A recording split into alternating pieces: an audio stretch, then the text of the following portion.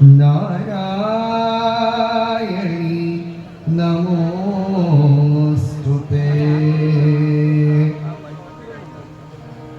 પાર્થાય પ્રતિબોધિતા ભગવતા નારાયણેન સ્વયં વ્યાસેન ગ્રથિતા પુરાણ મુનિના મધ્યે મહાભારતમ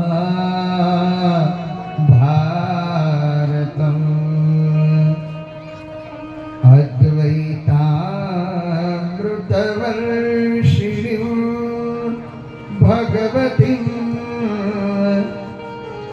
અષ્ટાદશાધ્યાયિનીં અંબ ત્વા મનસં દધામિ ભગવત ગીતે ભવદ્વેષિણી હરે રામ હરે કૃષ્ણ હરે રામ હરે કૃષ્ણ હરે રામ હરે કૃષ્ણ હરે રામ હરે કૃષ્ણ હરે રામ હરે કૃષ્ણ હરે રામ હરે કૃષ્ણ હરે રામ હરે કૃષ્ણ હરે રામ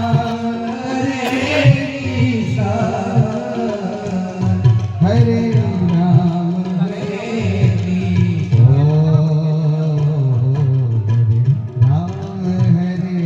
કૃષ્ણ હરે રામ હરે કૃષ્ણ હરે રામ હરે કૃષ્ણ હરે રામ હરે કૃષ્ણ. બોલો યોગેશ્વર ભગવાન કી, સદગુરુ ભગવાન સંત શ્રી પુષ્પાનંદજી મહારાજ કી.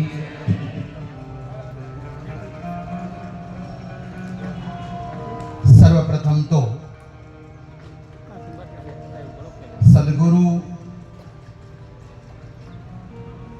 જેમની અંદર જોઈએ તો બ્રહ્માજીના દર્શન થાય, જેમની અંદર જોઈએ તો વિષ્ણુ ભગવાનના દર્શન થાય, અને જેમની અંદર આપણે નિહાળીએ તો સાક્ષાત મહાદેવજીના દર્શન થાય એવા સ્વામી પુષ્પાનંદજી મહારાજની ચેતનાને મારા શત વંદન પ્રણામ.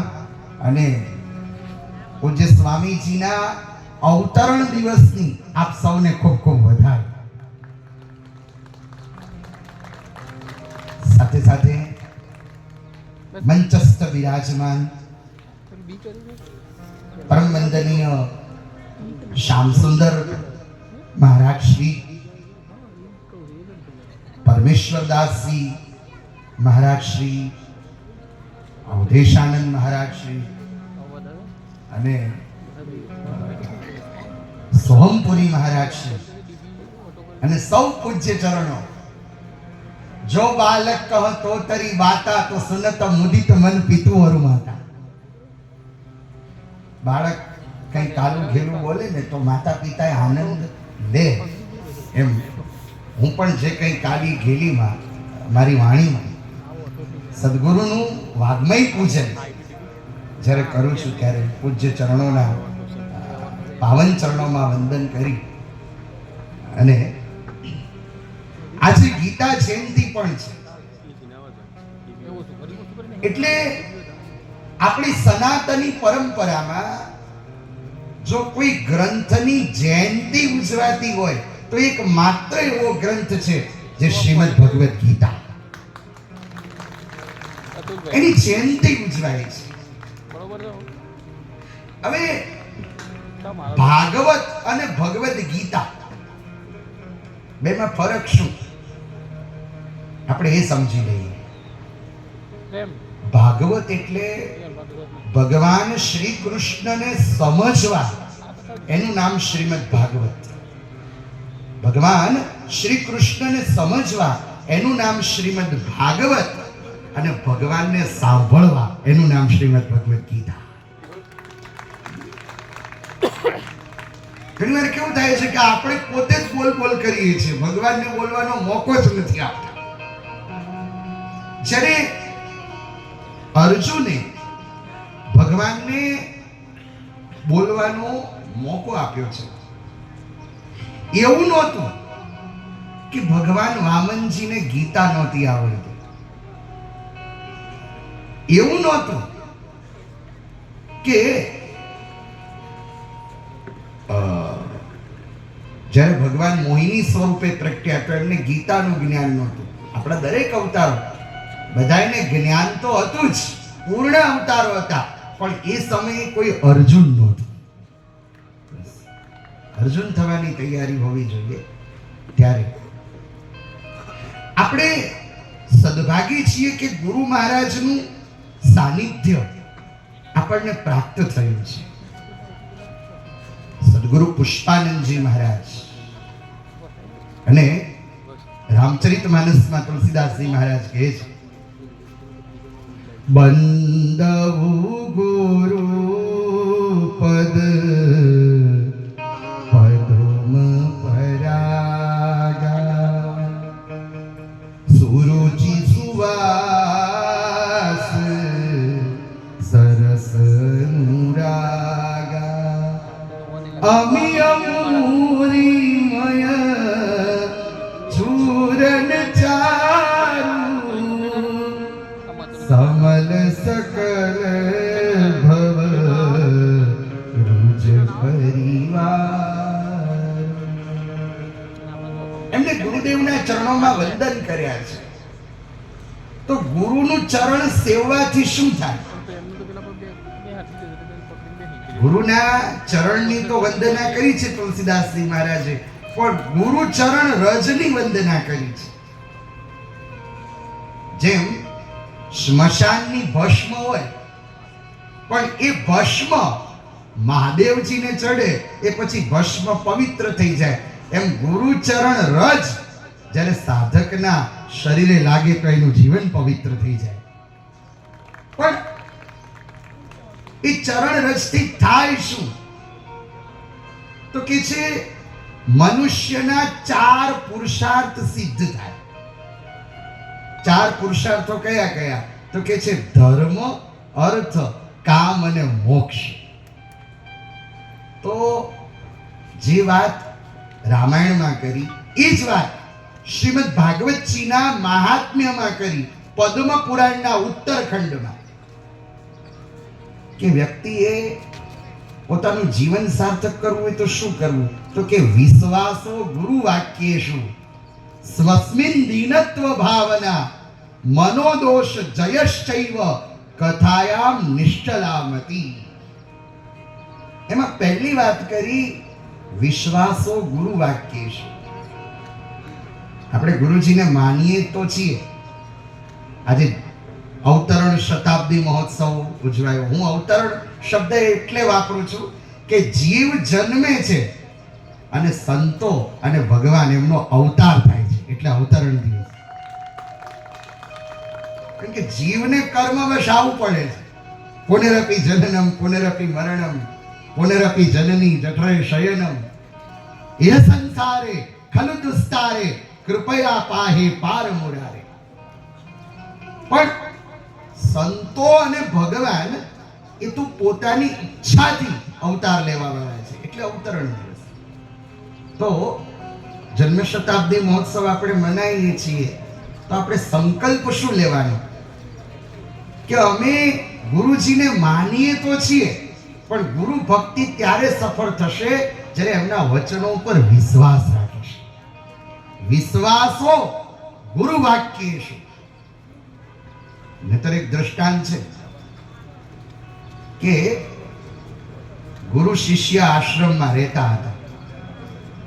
એટલે શિષ્યએ ગુરુને કહ્યું કે બાપજી, જો તમે કહેતા હો તો હું ભિક્ષા માંગીને લઈ આવું. ત્યારે ગુરુજીએ કીધું, બેટા અત્યારે તું જઈશ નહીં. પણ શિષ્ય માન્યો નથી. બાપુ, હું હમણાં કલાકમાં જઈને પાછો આવું. સામે ગામ છે, હું નદી ઓળંગીને જાઉં અને ભિક્ષા લઈને આવી જાઉં. પછી કથા છે કે શિષ્ય ગયો, નદી ઓળંગીએ ખરા, પણ 1 કલાકમાં આખો પલડીને પાછો આવ્યો અને ભિક્ષા લીધા વગર આવ્યો. એટલે બાપજી કીધું, તું ભિક્ષા લેવા ગયો તો કેમ ભિક્ષા લીધા વગર આવ્યો? ત્યારે શિષ્યએ કીધું કે બાપુ, શું કરું, હું ગયો ખરા પણ મને શુકન સારા ન થયા. તો કે શું થયું? તો કે હું જેવો ગામમાં ભિક્ષા લેવા પહોંચ્યો એવું ગધેડું ભોંક્યું એટલે હું પાછો આવ્યો. ત્યારે ગુરુજીએ એમ જ કીધું કે બેટા, તે ગધેડાનું માન્યું પણ ગુરુનું ન માન્યું. મેં તને કીધું તું કે જઈશ નહીં. તો ગુરુ ભક્તિ ત્યારે સફળ થશે જ્યારે આપણે ગુરુના વચનો ઉપર વિશ્વાસ રાખીશું.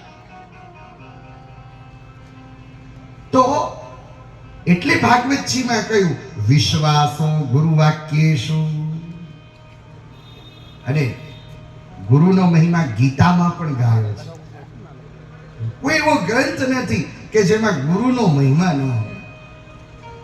ગીતાજીનો 4થો અધ્યાય અને 4થા અધ્યાયના 32મા નંબરના શ્લોકમાં કહ્યું, 34મા નંબરના શ્લોકમાં કહ્યું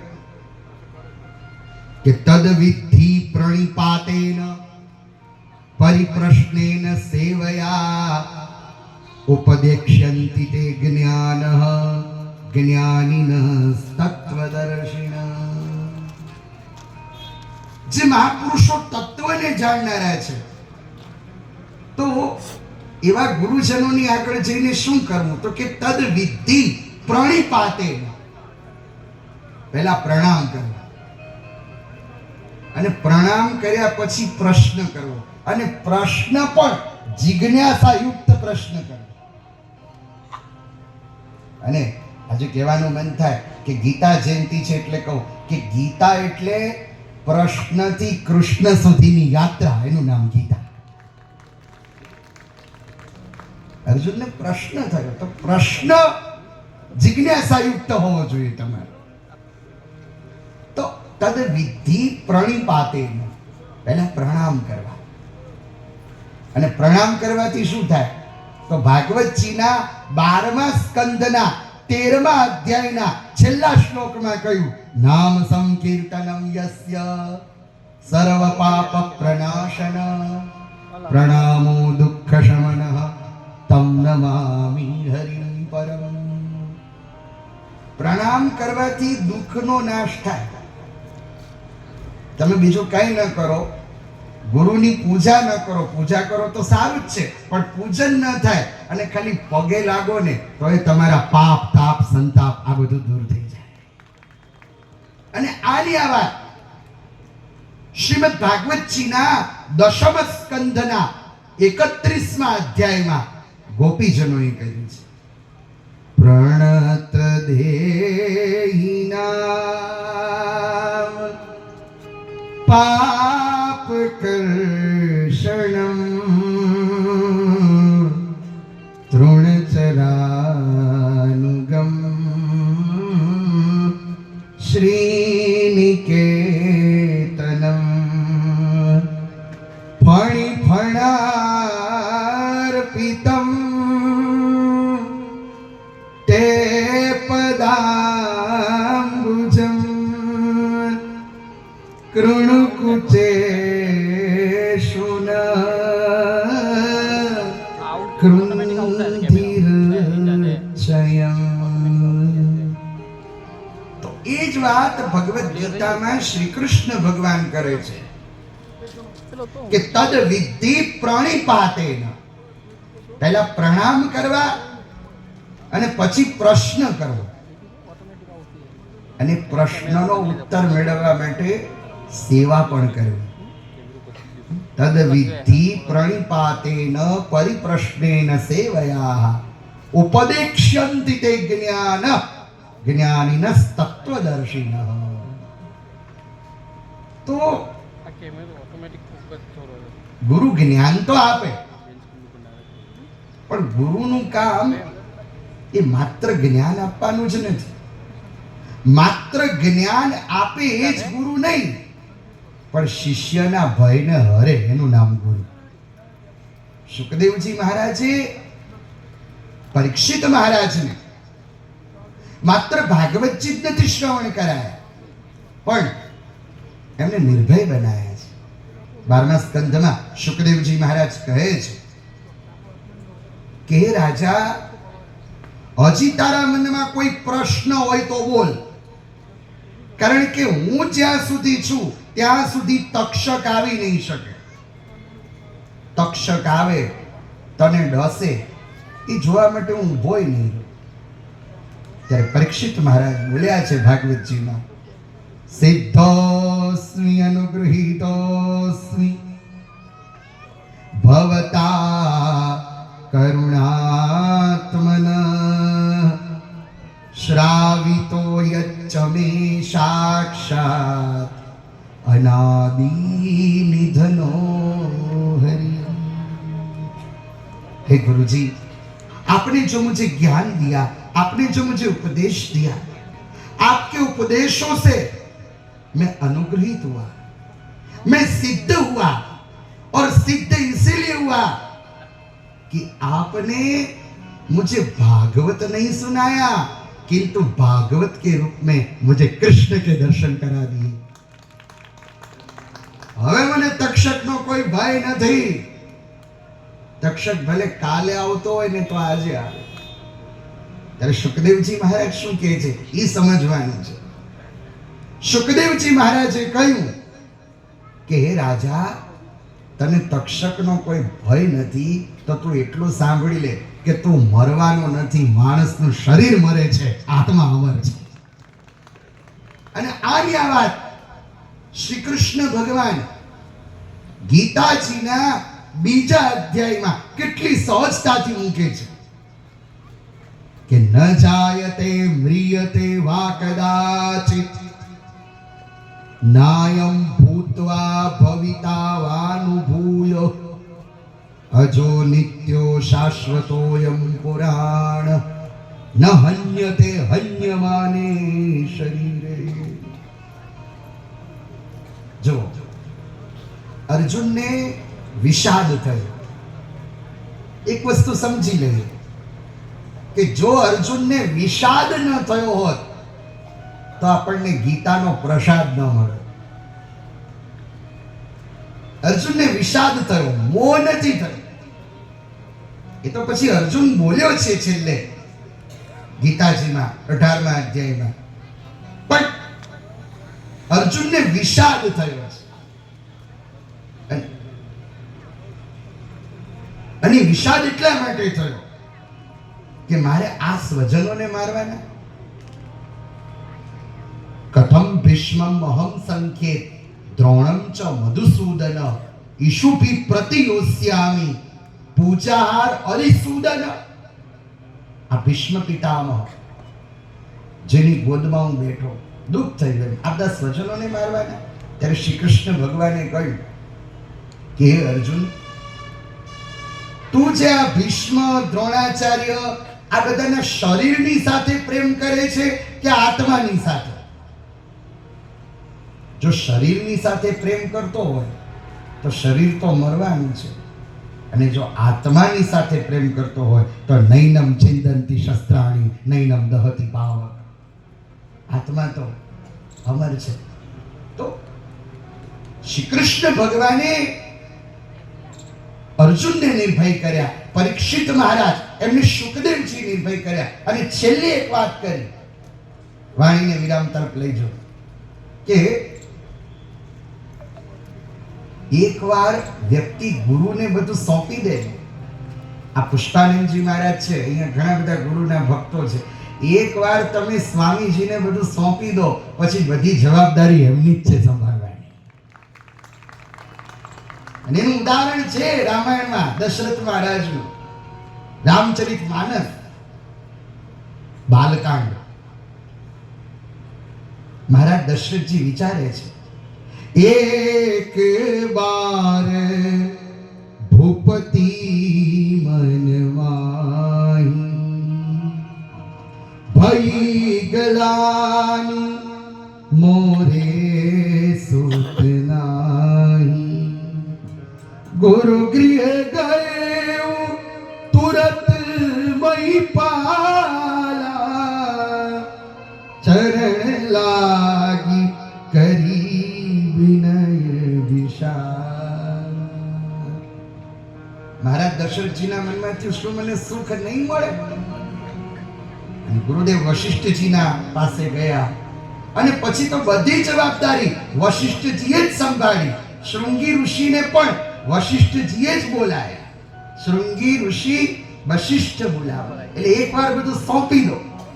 અર્જુને શરણાગતિ સ્વીકારી કે કાર્પણ્ય દોષોપહત સ્વભાવ પૃચ્છામિ ત્વામ ધર્મ સમ્મૂઢ ચેત યશ્રેય નિશ્ચિતમ બ્રૂહિ તન્મે શિષ્યસ્તેહમ શાધિમામ ત્વામ પ્રપન્ન. તો એવો ગુરુ મહિમા મેં ગાવાનો પ્રયત્ન કર્યો. હું ધન્યવાદ કરું છું પૂજ્ય અનિલભાઈ, રાજુભાઈ અને સાથે સાથે જેમને આ પરિચય કરાય એવા સુનિલભાઈ અને જે હંમેશા મારી જોડે સંગીતમાં રહે છે એવા ગિરીશભાઈ. તો આ બધા જે આ આશ્રમ સાથે, જો કે આમ તો મારી ભાગવતજીની કથા અહીંયા યોજાવાની હતી. ગુરુજીના જ શિષ્ય છે નવીનભાઈ શુક્લા સિદ્ધપુરમાં. એમને બાપજી પર અનન્ય શ્રદ્ધા હતી, તો એમનો ભાવ હતો કે હું આવું. તો એ ભાવની પુષ્ટિ આજે રાજુભાઈ અને અનિલભાઈ અમારે બોમ્બે એમને પુષ્ટ કરી. પણ સૌ પૂજ્ય ચરણોમાં હું વંદન કરી અને એક નાનકડું એવું પદ ગઈ, ભજન ગઈ અને વાણીને વિરામ તરફ લઈ જાઉં. ગુરુદેવ મેરી નૈયા ઉસ પાર લગા દિયા, ગુરુદેવ મેરી નૈયા ઉસ પાર લગા દેના,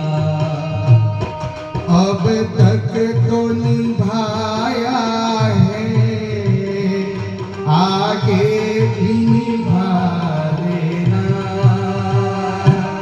अब तक तो निभाया है आगे भी निभा देना, गुरुदेव मेरी नैया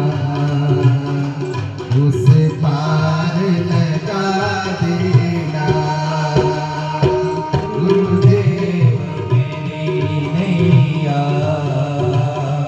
उस पार लगा देना, तो इष्ट उपासक में तो देव पुजारी में,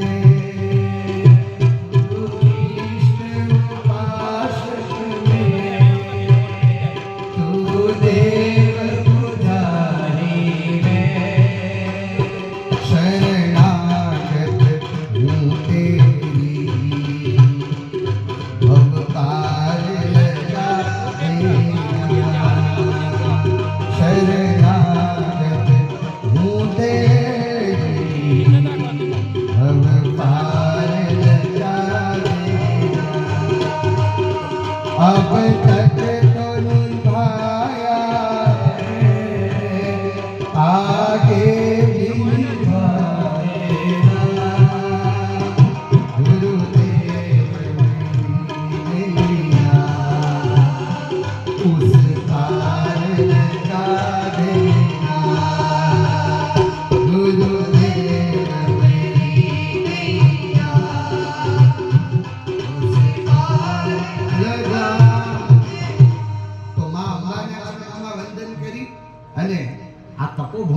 વંદન કરી, શક્તિ આશ્રમને વંદન કરી, સંતોના ચરણોમાં વંદન કરી.